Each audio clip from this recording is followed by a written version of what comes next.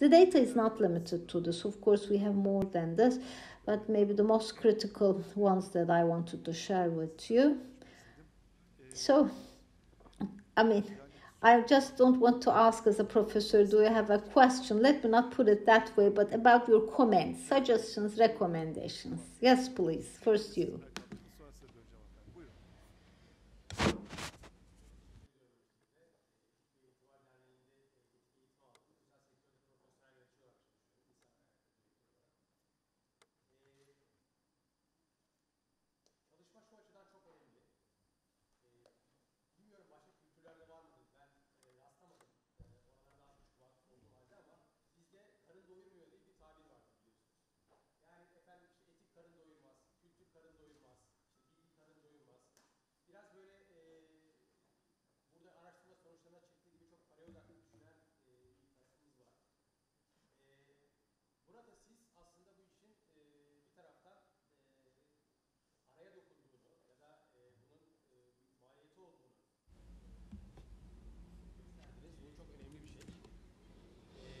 There is a philosopher saying in a COVID book named Confidence and mentioned about the social cost of non-confidence, because in the lack of confidence, in particular, controlling the money, or for example, there are much different drives of the people. And there's not only a personal cost, but also a social cost. Being unethical has no sanction. However, there is a huge cost also at the social level. This is what we experience, and at the same time, your survey is showing the very same thing. And therefore, I believe this data really must be conveyed so widely.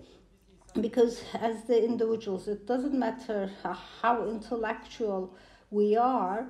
For example, in 6-month period, we do a calculation and so on. But whenever we do something wrong, if we do not take any cost out of it, it's the same for the companies as well. For example, they consider about the financial needs, whether it's profitable, whether things are going well or not. It's okay, then we can move on as such.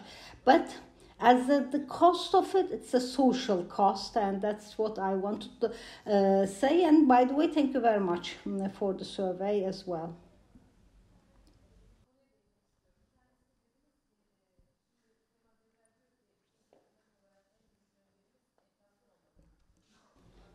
Especially there is actually the social morale in particular, but I think taking Turkey as a basis, we also have seen good data. Especially, there is actually a certain level of corruption, for example. We have issues with regards to democracy, and in particular, or you mentioned about inflation as well, and the confidence index as well. There are socioeconomic problems that we have. I don't know, maybe in the future, especially it will have actually a cost. Maybe do you think there will be a marginal problem in the future considering the results of the survey? The other issue is, you're saying that the SMEs actually subject to unethical behaviors less than the large-scale ones. I just think right the contrary. And if you're asking me, it's all about awareness, I would say. Therefore, the more people actually have a raised awareness, they make a distinction whether it's ethical or not. Especially, for example, you also mentioned about the survey results about the university graduates and the secondary school graduates. I don't know, maybe we can have another assessment. So, do you think you will have further studies about this? Will there be an extension of this study? About whether there will be another study or not, distinguished president would mention about this. But for your previous question, you're right. Looking at the data, it's not different from country to country. Of course, the higher the level of education is, the more raised awareness there is, with more, in particular, acquaintance, I would say, and experience. Yes, you're right. But of course it is not studies specific to those who witnessed these types of unethical behavior is a different thing. I mean, for those who are not aware of this, we cannot say that actually they should be ignored. We're not actually doing anything like this. But you're right. Really, it's very important to do something so as to raise awareness. And extensive works are required for this. And I have several ideas about this. But I think it is not, in my personal opinion, something to do with by the public, by the state. And for example, from the HR, the previous colleague mentioned about this. I think the companies, the corporations at the same time should take more responsibility on this. But as for your first question, I would like to say, it's actually something different. It's not my professional expertise because I'm not an economist. I just look at the survey results and make interpretation out of this. It could be this survey or several other surveys that we have previously. We also have some ongoing studies as well.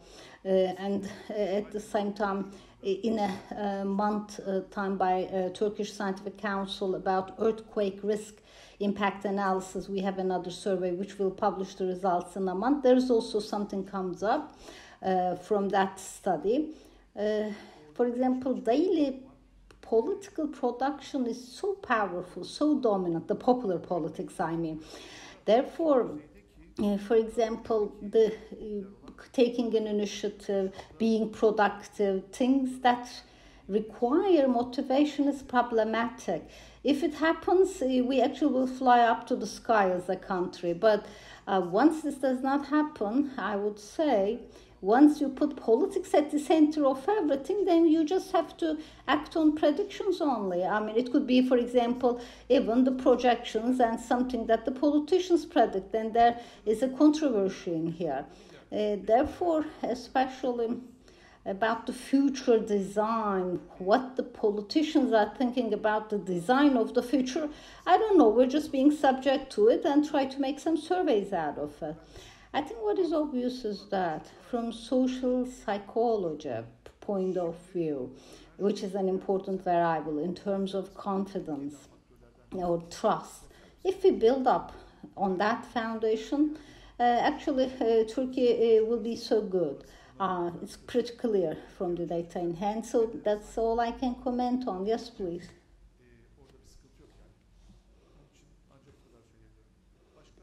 Hello, this is Aşçıoğlu. When I checked the data, I thought to myself, with regards international abuse, there are certain studies, as you all know. Maybe I've just observed so many similarities. For example, the level of education, the higher it is, then being subject to ethical issues is actually more. Also, looking at these issues, for example, the high-level managers in a company are actually much more involved, for example, in abuse issues and so, and that is actually such a statistics at the same time. Therefore, this education issue is something that should be worked on, and maybe an in-depth thorough analysis is required about the level of education. For example, it could be SMEs or the large-scale companies. This is the same thing as the previous colleague stated. And the other thing is, it is either education or ethical issues. How we can deploy it more? You also mentioned about this. I'm a person, and in the company that I work for, at the global scale, for the last 2 years, we provide training, both online training, and at the same time, we also have several on-site work with the relevant individuals. The most efficient one is to be on the side in small groups in the form of a conversation, like a dialogue. You have to work face to face. Of course, it requires more cost, more effort, and more time, but the return, I would say, is much more effective in these types of things. I just wanted to share it with you. Thank you. Thank you. Yes, please.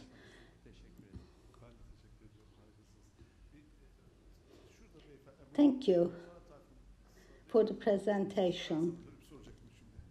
At the end of the presentation, you stated that actually there is no sanction for unethical behavior. It should be something legally binding. Once you mentioned sanction, we just think about penalties or financial maybe penalty and so on, maybe exclusion.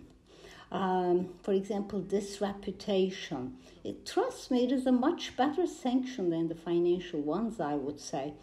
For example, people who are unethical, who actually have no morality, for example, when they are made public, it's a much worse sanction. Why do you think it doesn't work in Turkey? That's what we're talking about. I mean, there's such a deep corruption that a collapse, I would say. I mean, I really have appetite. Even for hours I can talk about this. It started with 1980s, I would say. All the joy and so on. This is where we end up. I mean, they think about from the cradle to the grave, we will have too much fun. Yes, I'm speaking about immorality in here. It's pretty normal that there's such a structure. As a result of this, there's too much degeneration, and also inflation is a part of it, I would say. I think as you mentioned, if you allow me, by the way, please, it's not actually like directly think it, but I have a question to Tayfun. Because the founding Secretary General of the Turkish Ethics and Regulation Reputation Society, and in a way like actual a policy maker. There is also the former president, a very distinguished lawyer, and as for the companies he's representing, I would say, of course, it's great we have you in here, but we actually have a very distinguished lawyer, and a friend of us as such, and therefore, just like you mentioned, if it is sanctioned, then we need laws. But otherwise, this is also another situation. What do you think we should do? I would like to ask Tayfun, as we've been discussing about this all the time. Because, the people cannot internalize it, and you provide so much training for this. I really wonder about this. I mean, why we fail to internalize the ethical issues? If you allow me, first I would like to say, with regards to FDI, foreign direct investment, you show the marginal effect, which is too good to show. And the marginal effect of education to economy is low. Is it abnormal? No. In 1950s, after the Second World War, this is something designed for the dynamics of the economic model. Therefore, there was such an education. But now think about that education system that is applicable right now in this century. Not possible to expect any adaptation. Looking at foreign direct investment, if you're asking me, it is not the problem about the money coming from other territories, but the culture coming from the other territories. For example, looking at the commercial enterprises, they're not only bringing capital to the country, also they bring culture. For example, Germany, at the beginning of the year, and about the human rights violations, and especially there is actually some penalties to be imposed on the employer. I mean, they're not only bringing money, they also bring good laws for the employers about how they respect to the rights of the employees. Otherwise, they bring rules or provide training. For example, an American company, the same applies, for example, for BP or so. As we were working with BP, we know about the regulations, because there are rules that you have to abide by. This is not something I'm indicating for the lack of the regulations in the country. What I'm saying is it actually helps to improve the already existing regulations in the country. That's what the foreign direct investment is doing at the same time. But you should not put the blame only on FDI. Koç holding, for example, could well be, for example, be having a headquarters in the UK. I mean, there is the local capital, but they're international companies. I mean, they are directly subject to the international law, and they have actually huge contribution to the Turkish economy. And when you put them, so this 8.8 marginal effect, I don't know, could be 12. Why not? So, in your very first slide, you mentioned about the factors directly affecting economy. 4 out of 6, you mentioned the social component. Therefore, not only their impact on economy, but at the same time, we have to discuss their impact on the social life. And the companies that are directly having such an impact on the social life, I would say, is acting like actually public officers. They're giving public service, the CEOs, I would say. It's okay, we are saying the SMEs, but the employer of the SMEs, for example, building a common culture, and by this way, bringing the economy and social life to a good side is something good. Unfortunately, the state is not adequate there. And once the state is not enough, then it is the non-governmental organizations, the civil society that should fill in the gap. That's the reason why the society should play a huge role. Thanks to the existence of NGOs like the Ethics and Reputation Society, even without the need for a policy maker, they will act like a source of inspiration. And I believe Ethics and Reputation Society is such. I take it too long. Actually, I'm sorry for this, but this is just, I would say, I'm just, of course, you have to filter what I've said, I would say. Thank you very much. Thank you for your comments.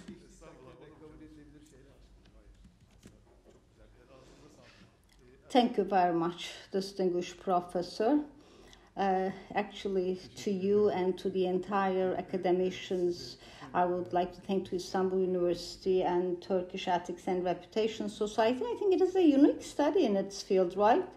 It's the very first in its field, right? Yes. So I would say it's actually opening up our horizons and mind. I think we really have to very well adopt it, understand it. And of course, we will need a roadmap at the same time eventually to do something about it. I think it is a responsibility that we have as individuals. Especially, it is our responsibility as the representatives of the institutions that we are working for. Why it is a responsibility? Well, what do we all want in the societies that we live in? We want social prosperity and welfare. Why? Everyone will actually have better living standards. Something striking out of here. You mentioned about the confidence index. Democracy, foreign direct investment that you mentioned about, and you showed us how important their effect is. That's what you taught us. About confidence index, everything is based on confidence. It is like a foundation. Because without trust and confidence, it is not possible that you build up on the top of that foundation. It is the same thing for example, technology R&D centers that you make this study. Same for academic studies. I mean, whether they are trustworthy or not, innovation, technological development, all the social breakthroughs, for all, we need trust and confidence. How we are going to build it up? You have to have confidence on a system. And that system at the same time must base on rule of law. This is the only way. For example, if you do not trust that the system will not work properly, then of course people will act and behave just like you showed us. It's okay, at the individual basis we consider ethics, morality and so on. Right, there is such a discussion, but I think one thing we should keep in mind is that if ethics is an integral whole, then each and every component part of it is the individual, I would say. I mean, it is us as the way that we act, our behaviors, just like you mentioned. It is, for example, because of the lack of education, at the cost of formal education, or the formal education that is at the cost of the education. Just like we look at the sport, for example. We see actually a big picture in here, but there is the effect of each and every single pixel there. So everyone should be aware of their own responsibility. About sanctions, as you mentioned, ethical issues, personal behaviors, they actually have various consequences, both in the legal norms and social norms, but it depends on the sanctions. What is good is that system should be able to apply those sanctions. It's not something to do with the lack of sanctions. What is important is actually to have a consequence out of what people are doing. That's how it will evolve. So would like to go back to Kofi Annan with your words. I think it was in 1998 he made a call, and we were so desperate with his call as the states. And yes, you're right. So it is the private sector that did something about it, because if there is someone giving it, then another person taking it. I mean, it doesn't matter because the person who is giving it is actually derailing the person taking it. Therefore, I think the institutions actually have a huge responsibility on this. As the previous colleague stated, I think it brings us back to culture. I think the biggest problem that we have is not transforming it into a culture and inability to internalize it. But if we get back to the root cause of it, do we give the same meaning to all the terms ethics? What is ethics and what it is not? Or being fair, what it is not. For example, you mentioned at the same time being unjust. I mean, this will actually bring us to many different discussions, but I think if we cannot give proper meanings to the concepts, then as an individual, it means that it actually should work for me, not for the system. This is what we want. So it makes personal choices. That's the reason why we have different consequences. I think we have a huge responsibility on this. We have to work more on this thorough analysis required, and we have to raise awareness. And yes, maybe it is lower in the SMEs, but I think maybe it's probably because of the lack of awareness. Only within the supplier relationship, for example, if the contractor, for example, makes some demands, some requests, then some of the issues are handled at the SME level. It's because of necessity, because it is a mandate. Maybe it's a part of a sanction, because just like a sanction, if you fail to be ethical, then will not work with you. It is not something to do with personal. I have to do it as a person, not for sanction purposes. I mean, therefore, it's all about the person, himself, herself. If people start to apply sanctions on themselves, then we actually will have the implications at the social level and some positive impact on the economy as well. Actually, we just get so back, but you're totally right. Maybe this is really where we actually have to start. The lady at the back, then you. Hello? Just to be just. I am from Siemens, Environmental and Social Governance Director that I am. And previously, also at Siemens, for many long years, I worked as a compliance officer. Now, our company actually has a history of compliance of 15 years. And therefore, on the way to compliance, I know pretty well from the very beginning the works that we have done. Trust me, the higher the education level is, the higher the awareness is. We, for example, as a company, on a yearly basis, and then on a quarterly basis, then we made it. But from our employees, we ask for feedback. It is, of course, not only for compliance, also so many other topics that we ask for feedback, but compliance is a part of it. Then we observe that, especially it's immense. For example, those who first started, early starters, for example, those who's been working for 5 to 10 years and those who had been working between 15 to 30 years. There is actually a huge difference in approach. And it actually changes in the course of time. During the first years, for example, intensively ethics, compliance, bombardment that we made, then when people first arrived, they were a bit surprised.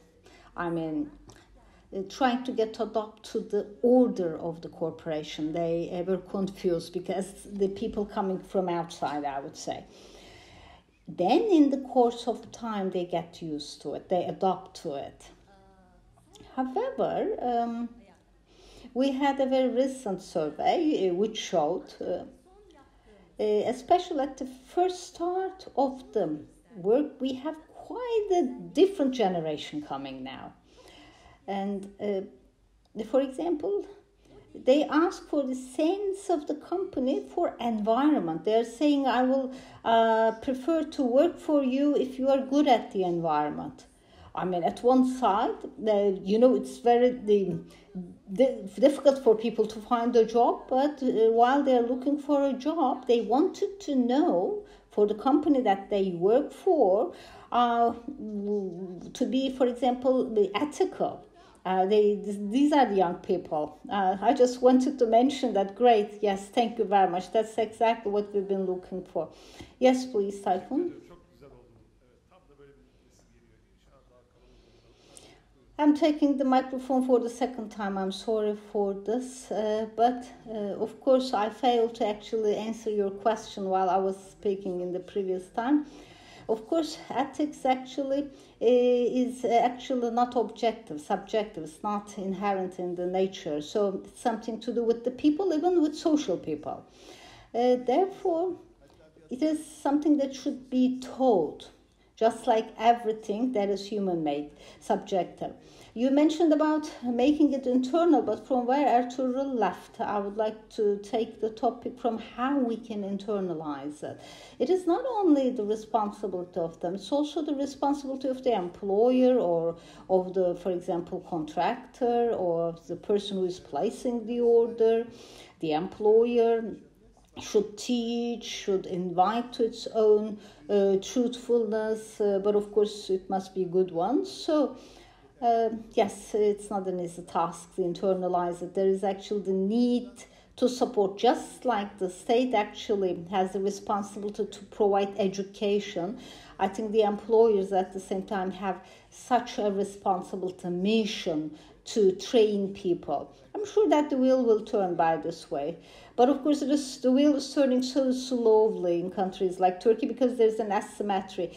Think about it, for example, from one person that you hear, it's something totally different. You actually turn on the radio and listen to something totally different. Or, for example, you're just getting out of the glass cabin that you live in once you start driving on the roads.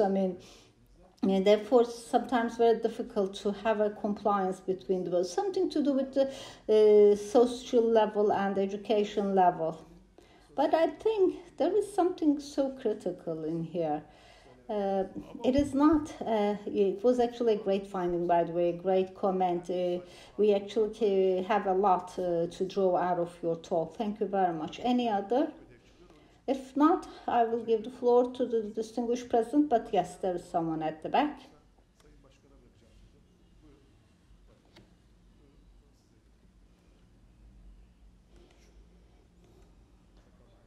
Thank you. A great presentation, thank you very much. And we even can discuss for hours from each aspect, but if you're asking me, as mentioned in the very first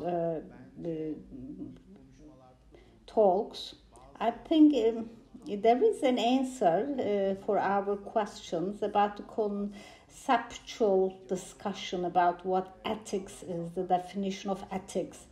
This is what we needed. Again, at the first talk, I think the gentleman here mentioned about social cost. Unethical behaviors have a social cost. I think the social cost must be explained what it is. Maybe that is how it should be internalized. And it is okay. I understand that especially it could be the employer or the main contractor, the one placing the order, that has the responsibility. But as Daron Acemoğlu stated, I think also there must be a proper functioning of the corporations. In the lack of confidence, for example, it is problematic, but the public agencies, the corporations, I don't know, maybe somehow should set a system in place. About sanctions, I would like to comment. As you know, it's very important that there is the need for profitability of the companies, but there is a Turkish economy, its own dynamics, and so on. For example, is in some of the, for example, whenever we have an audit in certain companies, for example, a certain level, there is for example, department managers who consumed a lot of the turnover. They are just, for example, being subject to sanctions, and it's not an easy task to do so. And in the global companies, there's actually much more stability, but not the same for the local companies. I don't know, but maybe for unethical behaviors, maybe some sanctions could be applied. But maybe there is also the need for a system, like a rewarding recognition system for ethical behavior in the companies. Actually, the last words, I'm not sure, but great contribution. Thank you. Maybe we should discuss it separately. Yes, please. At the front row, please.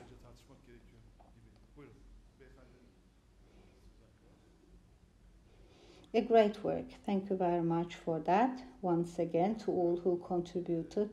As much as I understand, this is the very first in Turkey with such a scope, and hope that it actually will have some good outcomes. Great assessment and great findings shared. I actually have a question whether it comes out at the survey or not, especially about the economic impact of the university education. You mentioned is low. It is mostly FDI that actually has a huge impact. In university education, distinguished president of the university also mentioned about this in his talk about the number of the schools and so. But maybe, as you all know, there is also the supply of the university graduates. I don't know, maybe it has an impact on the economy.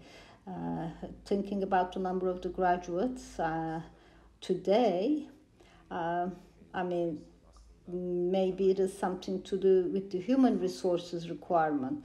But we have too many universities, too many schools, too many university graduates. There's actually a high supply of this. Maybe this also has an impact on this.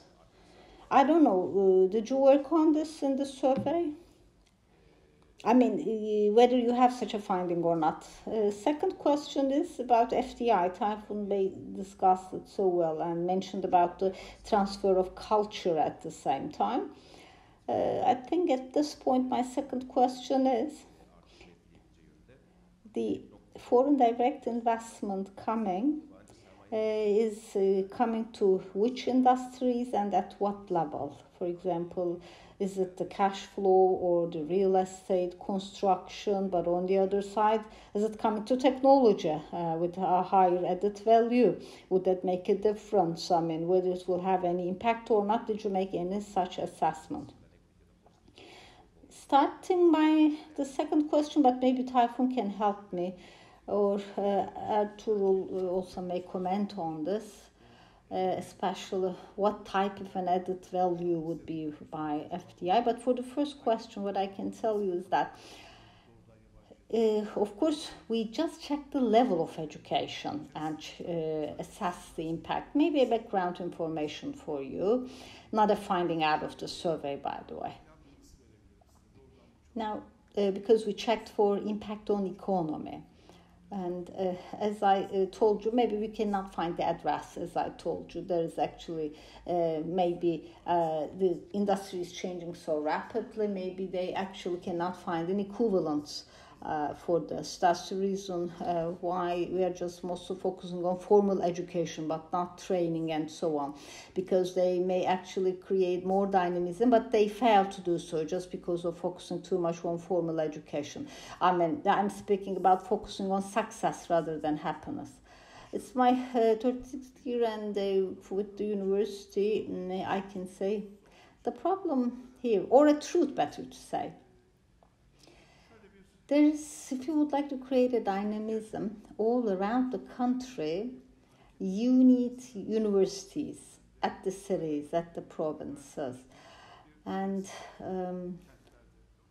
it is just like acting like lobbyists, maybe, or maybe a sign of a class, a status. And it's being criticized a lot, by the way. And I know it pretty well from myself, and I've been to several places, and the situation is different. Even you're saying that the people graduating from those universities are also creating a pressure, and maybe you're right about this, but the young people that we're speaking about here, let me put it that way, they're not asking for any other thing. A young person is only asking for education. They don't want money or salary or so. They want to get education, which is a very humanitarian, very innocent request. So you have to provide that education, because if you fail to meet that demand, it would be a problem.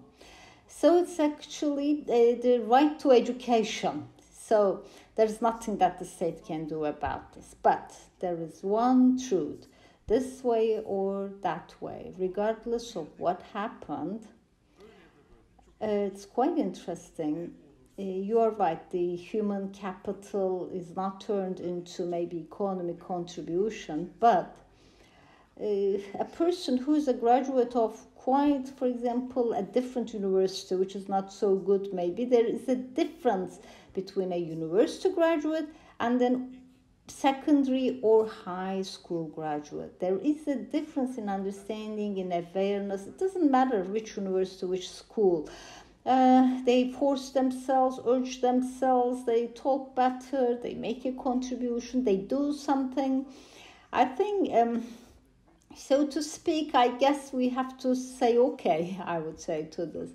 But additional comment here is that, of course, trust me, there is actually too much pressure also on the state for having universities at the cities, because it brings dynamism. Maybe it is not so balanced, but still, I think there is actually a request there, a demand for education, and even if we actually have too much development and improvement maybe recently, as a country, and we're okay, I'm not saying it for this, but even as you all know, it's just the recovery of the republic that came out of poverty.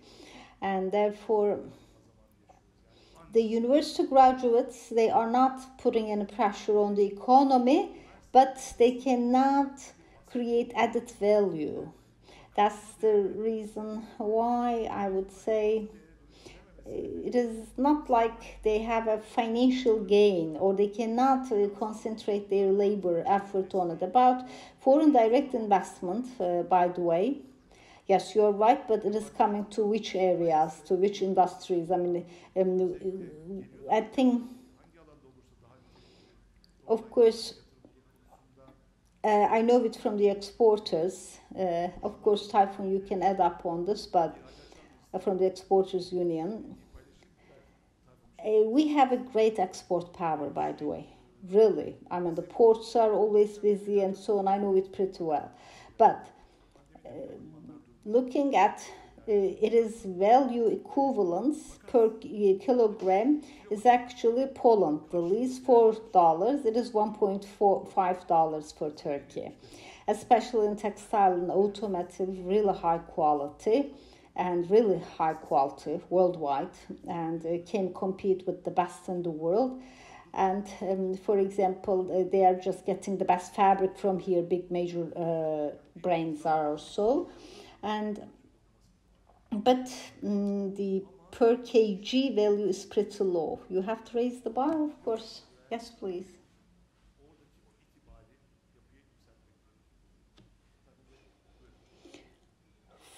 43% of our export is done by FDI. Therefore, the companies that are doing these exports are not Turkish companies. Of course, they were established by Turkish laws, but 55% of our export, again, in this especially, Europe is actually our first market, and in carbon-free world, they cannot survive. And it is not only actually being low qualified or so on, but even actually a small margin that they have will not be possible.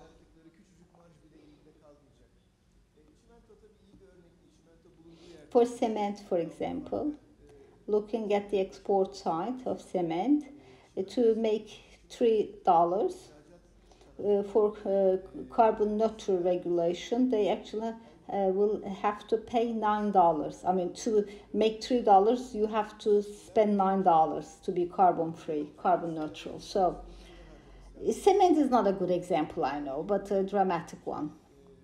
So this is no more the case. It's not going to maintain, I would say. Especially heavy industrial products are actually being produced in countries like Turkey because of geographical vicinity. But of course, with the environmental regulation, we have to be cautious. But even things that were produced so dirty in the past are no more produced as dirty as they were in the past, because there is the potential of the industry, and I think Europe will no more be requiring our geography so as to produce it, because probably they will produce it in a much cleaner manner in their own territories, and we also may lose advantage on this. In a world where $1 is worth $1, it doesn't matter where the money comes from, but looking at the social impact, each, for example, coming from Shanghai will be $1, but $1 from Europe actually will be $5, $7, $10, just because of the social impacts that I told you. If you're doing business with US, you know, for example, you should not be a part of corruption. If you're going to work with UK, not only public, but at the same time, corruption is something to do with the private sector. Therefore, you cannot do anything that is against competition. If you're working with Germany, then you have to abide by the human rights. Even and again, national institutions, even human rights by, for example, the state will be subject to these regulations, whether you want investment from such territories or to the territories that never discussing about such regulations. It's okay, technology is important, there's no doubt about this, but how about, for example, the dominant investors? China, for example, $1 from China, if you're asking me, even maybe equivalent to minus $1, even not $1. It actually has quite low impact and quite a real cost in the long run. I think we have to be loyal to our real partner, I would say, and we have to be close to the civilized world. Thank you for that. Yes, thank you very much. Thank you for your nice words. These are important contributions. They are really valuable in total for the survey. Any other comment, suggestion from the audience before I leave the floor to the distinguished president? Yes, please.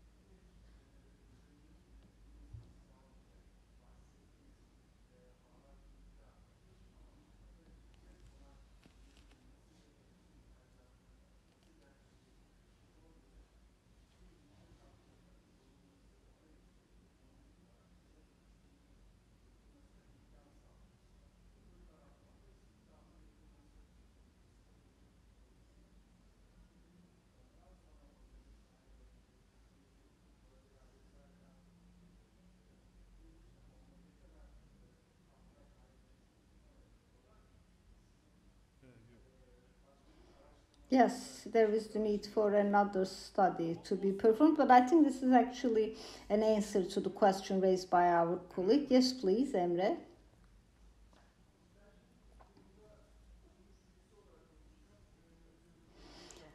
I don't need a microphone, but it cannot be recorded otherwise. I'm sure they will hear.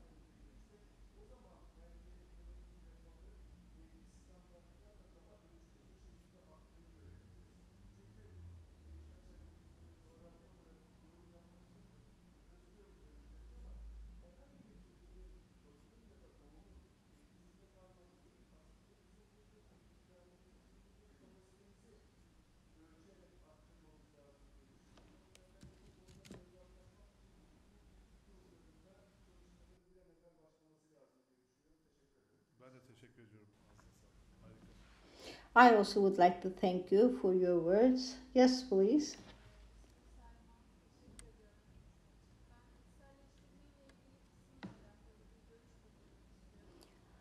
With regards internalization, I would like to say the companies right now are actually trying to apply some of the rules. Why? Because they have to. I mean, especially with regards failing to internalize that. I think what is important is how we can possibly do it, even we don't have to. I mean, we have to make it that way. I think this is the thing that we have. For example, right now at the kindergartens and at the primary school in particular, I think with regards to these issues, there is the need to have several activities, courses, classes. If they're included in the curriculum, at least the children will, at a very small age, understand that this is something normal that they should do. Because especially childhood is so important. Think about the child. A simple example. For example, if they, for example, break a glass, and if, for example, if the people are mad at them, think about an environment once the mother or the father is breaking the glass but no one is mad, then this is not fair. And the child is actually being raised by this. There could be thousands of examples of this. I mean, think about it. How is it possible for that child to be ethical? Or whenever, for example, they have to distinguish between something ethical and unethical, it would be not possible because they were not treated in a fair manner. I think, trust me, we would not have to work so hard if we just teach them everything from childhood, because they will be upraised. This is going to be the upbringing. So this is just a comment, by the way. Thank you, great. Exact the thing that I have in my mind, actually.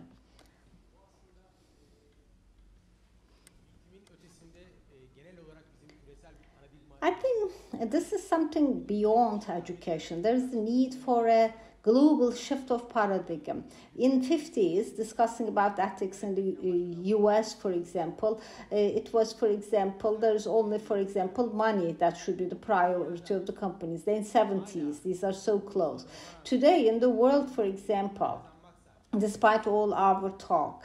If the number one priority of the companies is making money, we need profit. If this is the number one priority, or for example, if we consider human history just about wars, if we're saying that the one who is strong will survive in nature, it's very difficult to build up ethics on the top of this. And especially unethical behavior is like opening up a wound in our cosmos. This is the understanding that we should have, in my opinion. For example, people are not supposed to fight with each other. Actually, people should not break each other so as to win. Looking at the human history, it's actually mostly based on cooperations rather than fighting with each other. And especially confidence is so important for the personal success, because without confidence and trust there will be no social life. I think this is the understanding that we should settle down, especially for the companies. Their priority for making money must actually be somehow integrated to their responsibility. Of course, the state is also playing a role in here, but in working about these issues, I come up with something about the Alevites in the Anatolia. There was actually a mechanism. In that mechanism, for example, once you are a member of that community, for example, if you steal something or if you give harm to an individual, if you hurt someone, then you are excluded from the community. Why? Because in that cosmos, you somehow open up a wound. I think the basic thing in here is that personally, not you are committing a crime. It's about you're doing something against the nature of individuals, I would say. Because human beings, in it is a sense, is especially about justice and about fairness. That is the definition as a being. The films, movies, theaters, for example, about the profile of winners and so on, is actually something totally different from what we are discussing right now and right here. The model, the human model that is being applauded, the actual winners, I would say, is actually totally different. And therefore, I think there is the need for a shift in paradigm for humans especially. I think the ancient Greek maybe and so on, we have to touch upon to their definition of a human being. In Islamic early period Islam, for example, there is an approach, understanding of human. People should first be justice inside so as to be just outside, because people are actually defined by wisdom and cannot act as a victim of actually the passions, the desires that they have. I mean, if you are unjust inside, then you're unjust outside. So I think this paradigm shift is important. Thank you. Thank you for that.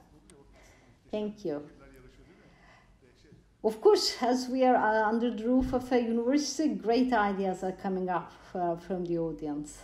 I think we are done. Yes, please. Hello. First of all, great survey results, quite striking. Thank you very much, a very valuable study indeed. And for many long years at the private sector, I worked on audits and ethics for a long time. I think especially I can say the actual life, the real life is also very similar to what you have just presented in survey, for example. Once there is non-compliance, for example, when we ask the employees, the actual motivation that they have is actually money. Financial gain, and at the same time the other thing is I actually did not know that this is unethical to do so. That was another answer that we get, but of course I think it is all about education that I would like to underline once again. Education, raising awareness is the most important thing, and out of the discussion in here I think this education should start from the core family. And another thing I would like to mention is about being just and fair and the confidence index. In my works previously, as a result of the inquiries, investigations of non-compliance, although some sanctions are applied also in a very fair manner, but still for example, having that confidence index inside the company, trust me, is not an easy task. I mean, much more ethical notifications that we started to get after imposing sanctions. That's the reason why having the trust and confidence on the system is so important. That's what I would like to mention in particular. I think we're just getting through the end. Anything else, distinguished President, you would like to say? Well, thank you very much for your presentation and comments by the audience. I think very important, both at the personal level, community level, and for the Ethics and Reputation Society. We understand that we have so much responsibility. I mean, once we started the Dream of Ethics and Economic Impact 2022 survey, thank you very much for making everything so concrete, so tangible for us, and for actually helping us to make this dream come true. Thank you very much for your great enthusiasm, and at the same time, thank you for sharing your survey results with us. Of course, to you and Istanbul University as well, and all the academicians who contributed to the survey. Actually, there are certain outcomes of the survey which may require further studies. And as the Ethics and Reputation Society, this is exactly what we will be actually assessing. We, of course, will need your cooperation. But as I told you, for our country, just to have a more egalitarian country, together with all private sector, the industry, the academicians, will strive our best efforts, what we can do to fulfill our mission. Once again, thank you very much to you, to the audience for their questions, contributions, comments. Actually, this interaction really makes it so good and possible. With my best regards, I think we, at the same time, outside we will have an event, so you can actually continue your conversation outside until 1. Thank you very much.